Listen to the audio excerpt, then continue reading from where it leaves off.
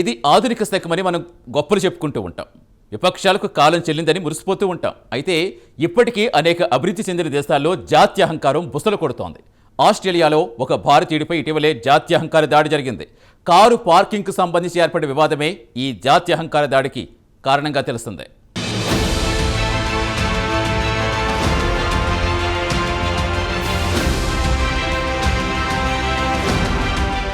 ఆస్ట్రేలియాలోని ఆడిలైడ్లో ఇటీవల జరిగిన ఓ జాత్యహంకార దాడి ఘటన వెలుగు చూసింది. ఒక భారతీయ విద్యార్థిపై కొంతమంది తెల్లవారు జాత్యహంకారంతో దాడి చేశారు. కార్ పార్కింగ్కు సంబంధించి ఏర్పడిన వివాదమే ఈ దాడికి కారణంగా తెలుస్తోంది.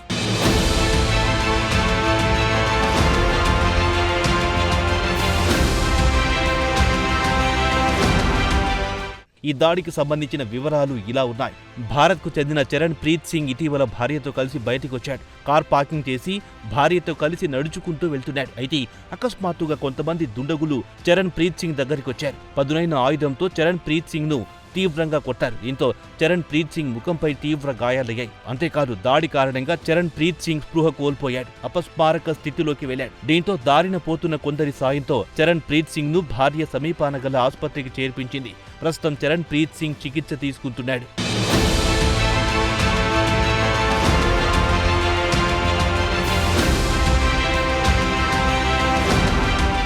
కాగా చరణ్ ప్రీత్ సింగ్ పై జరిగిన దాడి దృశ్యాలు ప్రస్తుతం సోషల్ మీడియాలో వైరల్ గా మారాయి. ఆస్ట్రేలియా వాసుల జాత్యహంకారాన్ని పలువురు నెటిజన్లు ఖండించారు. సభ్య సమాజంలో ఇటువంటి సంఘటనలకు తావు లేదన్నారు. కాగా దాడి ఘటనపై చరణ్ ప్రీత్ సింగ్ మాట్లాడారు. ఈ దాడి తనను మానసికంగా ఎంతగానో కలిచివేసిందన్నారు. ఒక దశలో తిరిగి భారత్కు వెళ్లిపోవాలనిపించిందని అన్నారు ఆయన.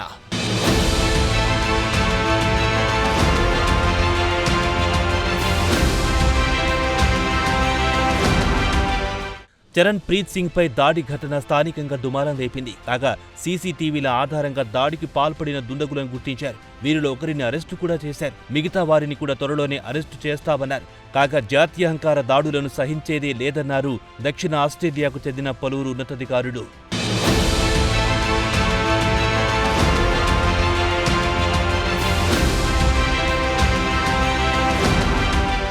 కాగా ఇటీవల లండన్ నగరంలో కూడా జాత్యహంకారం బుసలు కొట్టింది. హిత్రూ విమానాశ్రయ సిబ్బందిలో ఎక్కువ మంది ఇంగ్లీష్ మాట్లాడడం లేదని బ్రిటన్కు చెందిన ఓ మహిళ ఆరోపించింది. దీని కారణంగా వీరంతా ఆసియా వాసులేనని ఆవిడ ఆరోపించింది. పరోక్షంగా భారత్ సహా అనేక ఆసియా దేశాలపై జాతీయహంకార వ్యాఖ్యలు చేసింది లూసీ వైట్ అనే లండన్ మహిళ.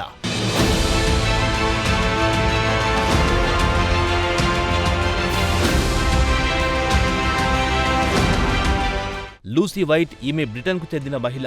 ఇటీవల ఈమె లండన్లోని హీత్రూ విమానాశ్రయంలో దిగారంట. అయితే హీత్రూ విమానాశ్రయం సిబ్బంది ఎక్కువ మంది ఇంగ్లీష్ కాకుండా వేరే భాషలో మాట్లాడడం లూసీ వైట్ గమనించింది. లండన్ విమానాశ్రయంలో ఆంగ్లం కాకుండా వేరే భాష మాట్లాడడం లూసీ వైట్కు నచ్చలేదు. అంతేకాదు అసలు హీత్రూ విమానాశ్రయం సిబ్బందిలో ఎక్కువ మంది ఇంగ్లీష్ మినిమం నాలెడ్జ్ కూడా లేదని లూసీ వైట్ ఆరోపించింది. ఇదే విషయాన్ని తెలియజేస్తూ ఎక్స్ వేదికగా ఆమె పోస్టు కూడా పెట్టారు.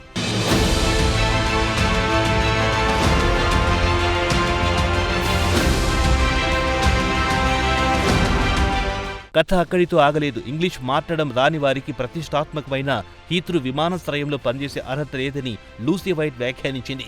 ఇంగ్లీష్లో ఏబీసీడీలు కూడా రాని వారిని వెంటనే ఉద్యోగాల నుంచి తొలగించాలని ఆమె డిమాండ్ చేసింది.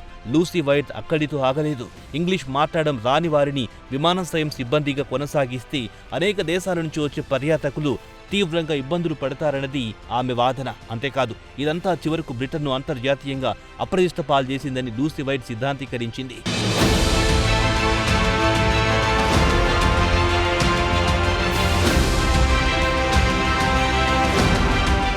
కాగా ఎక్స్ వేదికగా లూసీ వైట్ పెట్టిన కామెంట్ వైరల్ గా మారింది. నెటిజన్లలో ఎక్కువ మంది లూసీ వైట్ ను టార్గెట్ చేసుకున్నారు. లూసీ వైట్ వ్యాఖ్యలు జాతీయహంకారానికి అర్థం పడుతున్నాయని మండిపడ్డారు. హీత్రూ విమానాశ్రయం సిబ్బందిలో ఎక్కువ మందికి ఇంగ్లీష్ భాష మాట్లాడడం రాదని అనడం సమంజసం కాదన్నారు నెటిజన్లు. విమానాశ్రయం సిబ్బందిలో ఎక్కువ మంది భారత్ సహా అనేక ఆసియా దేశాల వారున్న సంగతి వాస్తవమేనన్నారు. అంత మాత్రాన వారికి ఇంగ్లీష్ రాదు అనడం దారుణమని మెజారిటీ నెటిజన్లు కామెంట్లు పెట్టారు. భారత్ సహా అనేక ఆసియా దేశాల వారికి ఇంగ్లీష్ బాగా వచ్చునని పనిలో పనిగా ఈ నెటిజన్ సర్టిఫికేట్ కూడా ఇచ్చారు.